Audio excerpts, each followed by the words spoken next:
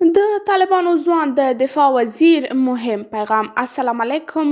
د مرسل ټي وي چینل کې د یو نوي خبر سره درته ښه راغلاست وایم. هیله لرم ویډیو تر پایه راسره وګورئ او چینل سبسکرایب کړئ. د طالبانو د دفاع سرپرست وزیر وایي هیڅ چاته به اجازه ورنه کړي چې د دوی په لیکو کې مخالفت یا د قدرت د نورو جزیرو جوړولو ته لمن ووهي. ملا یعقوب دا څرګندونې شمالي ولایت فاریاب ته د سفر په مهال کړي دي. هغه ولایت چې څه موده وړاندې د یو ازبک ټبره طالب قمندان د نیولو په غبرګون کې د مظاهرو شاهد و.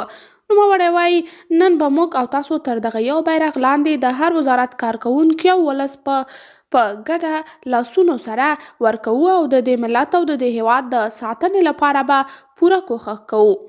خو د دفاع وزیر دا څرګندونې بیا ځینې سیاسیون بې معنا بولي، ځکه که چیرې د دفاع وزیر رښتیا هم دومره په وطن او هیوادوالو سره مینه لري نو د خوست، کونړ او پکتیا ولایتونو په شهیدانو چې د پاکستان د خبیث پوځ لخوا په شهادت ورسېدل ولې چپ پاتې ده؟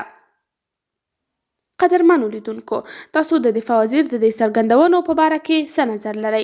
کمنټ کې مو خپل نظریات راسره شریک کړئ. ویډیو هم لایک او چینل ضرور در سره سبسکرایب کړئ. تر بیا ښې چارې هر چیرته چې یاست ښاد، آباد او بریالي اوسئ.